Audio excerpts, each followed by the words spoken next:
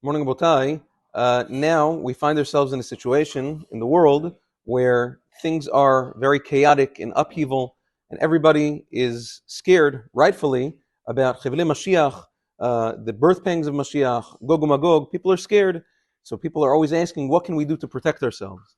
So let's look at the words of Chazal. The Chachamim speak about it in the Gemara in multiple places. There's one Gemara, Masechet Sanhedrin Daf Tzadich. The Gemara says, what can a person do to protect himself? He should involve himself in Torah and kindness. It's one Gemara. But then there's another Gemara, Masechet Shabbat of Kuf Yudchet. The Gemara says, a person who fulfills the 3 meals of Shabbat is saved from 3 punishments. What are they?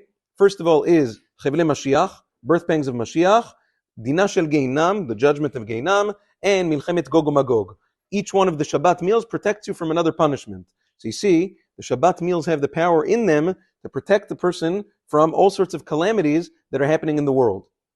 Interestingly, the same Gemara tells us over there in Shabbat Kuf Yudchet, where do we learn the 3 Shabbat meals from?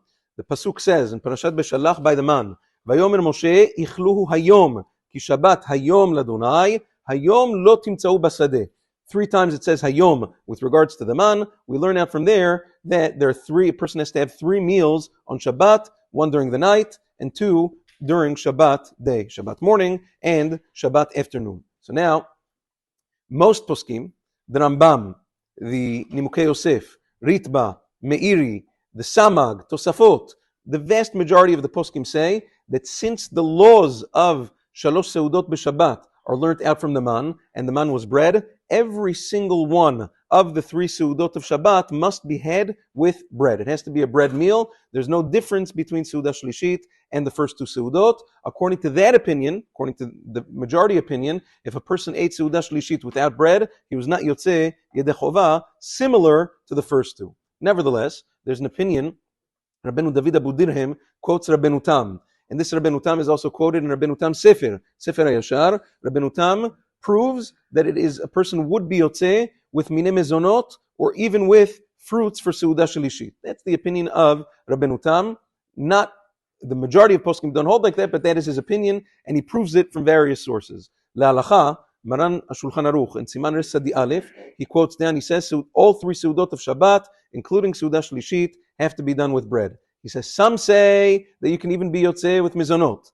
And some say that you can even be yotzeh with basar v'dagim, meat and fish. And some say you can even be yotzeh with fruits.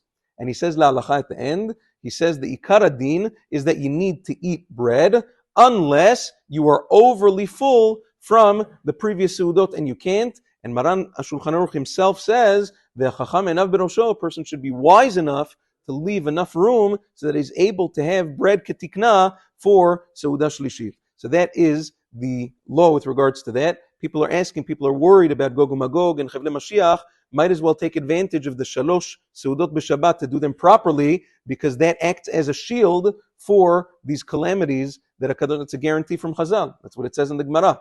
Rabbi Yoshua ben Levi, better guarantee than that, you don't have. So might as well take advantage, especially during the winter months. It's very hard to have Seuda Shlishit because some people you're eating right before, whatever it is. So best formula to be able to eat Seuda Shlishit properly during the winter is eat the Seuda Shniya as early as possible. And number 2, don't necessarily stuff yourself. The mitzvah of Oneg Shabbat is not necessarily to stuff yourself to capacity.